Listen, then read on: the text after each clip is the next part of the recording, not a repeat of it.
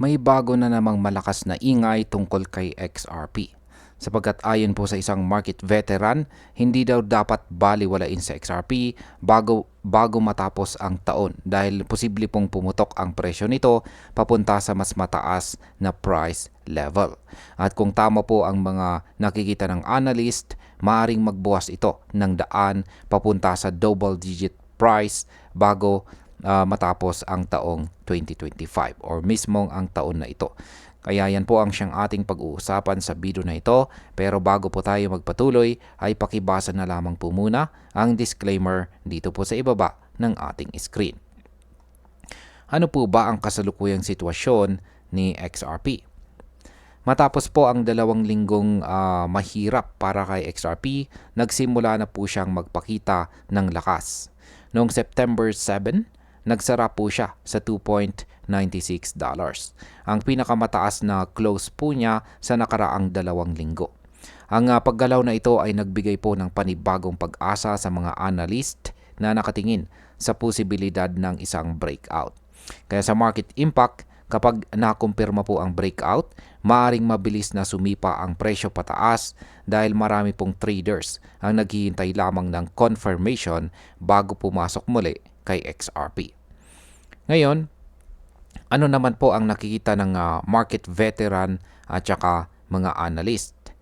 Ayan, itong si Heisenberg, isa po siyang kilalang market commentator, ay nagsabing ang kasalukuyang setup ni XRP ay halos kapareho ng mga nakaraang breakout patterns.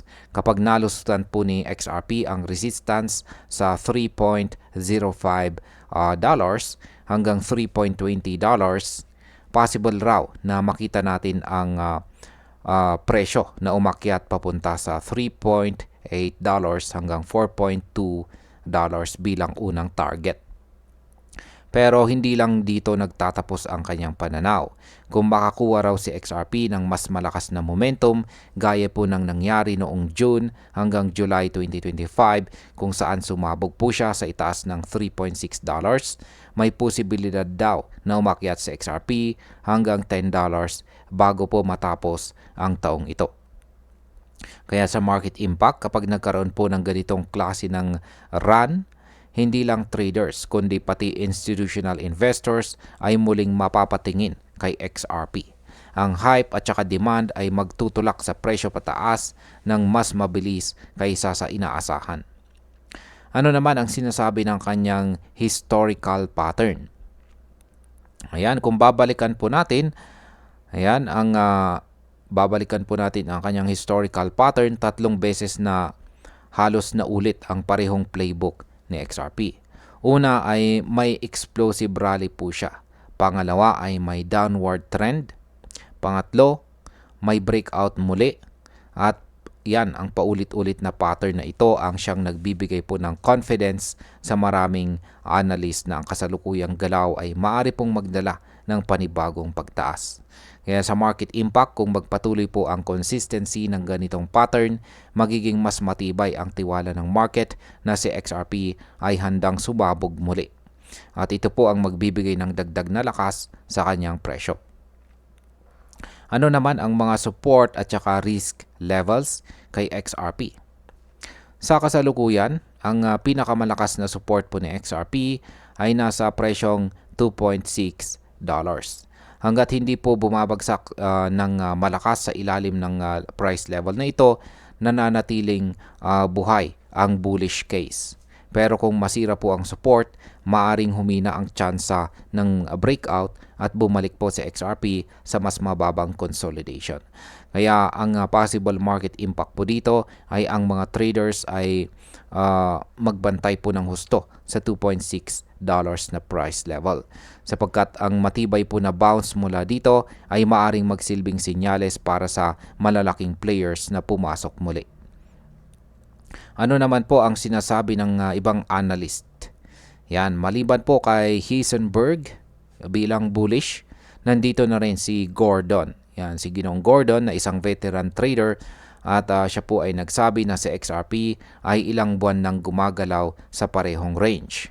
Para sa kanya, kapag kumilos po si XRP, maaari raw itong diretso agad sa presyong $6. Ayan. Si Hob naman ay nagsabi na si XRP ay nasa isang tipping point. Ayan, nasa isang tipping point, dalawa ang posibleng mangyari. Una, simulan niya ang third wave ng mas malaking trend na magtutulak ng malakas na rally. Pangalawa, manatili muna siya sa sideways. Yan, sideways na galaw na parang triangle or running flat pattern. Yan, bukod rito ay nandito na rin si Crypto Insight UK. Yan, ang performance ni XRP, binigyan pansin po niya ang performance ni XRP laban sa gold. Nakita po niya ang rejection sa 0.702 retracement, pero nananatiling matibay po ang support sa dating range highs. Dagdag pa rito ay may bounce mula sa daily support at saka bullish RSI cross na parehong nagpapakita ng lakas.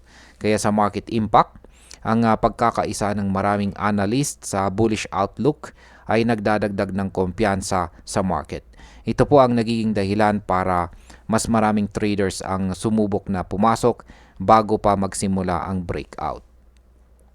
At ayan, bilang panghuli, para sa akin, malinaw po na si XRP ay nasa isang critical na yugto ng kanyang kwento ngayong taon.